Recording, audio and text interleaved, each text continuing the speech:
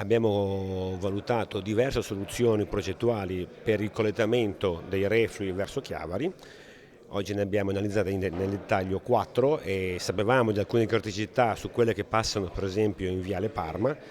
Col sindaco e i tecnici abbiamo affrontato quali criticità, quali problematiche ci possono essere posando i collettori o lungo la sponda destra del torrente Lavagna o addirittura in sponda al di là, nella sponda sinistra, quindi lungo le strade che portano verso Carasco. Questo per riuscire appunto a garantire il collettamento e minimizzare l'impatto non solo ambientale ma anche del traffico e dei disagi sulla popolazione. Dal Comune di Chiavari c'è stata l'indisponibilità a far passare questo collettore in via Parma, quindi si va verso la soluzione lungo le sponde del fiume Entella, però occorreranno ulteriori verifiche. Bisogna verificare innanzitutto la sicurezza delle sponde, capire quali sono i progetti che ha previsto ad oggi la Regione per mettere in sicurezza da un punto di vista di erosione dell'argine, no?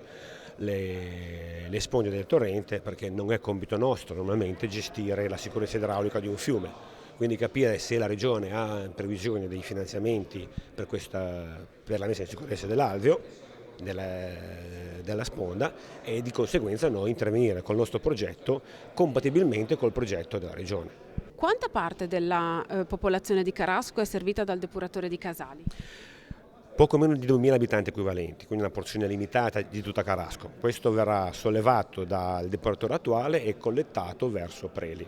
Preli reggerà ovviamente questo impatto. L'abbiamo già verificato, Preli reggerà questo impatto. Non tutta Carasco logicamente, ma soltanto questa porzione lo può fare tranquillamente. Preli è già dimensionato anche per ricevere i reflui di Zoagli. Di una quota parte di Zoagli, una piccola parte di Zoagli, sì.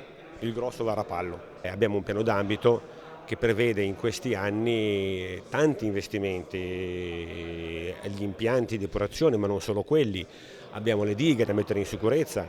Sempre sul Tigullio è previsto un grosso anello di collegamento dei pozzi con dei nuovi serbatoi, con una nuova condotta adduzione per garantire sempre di più la sicurezza idraulica, in modo che se manca acqua da qualche parte, con questi sistemi si possa comunque garantire il servizio 24 ore su 24.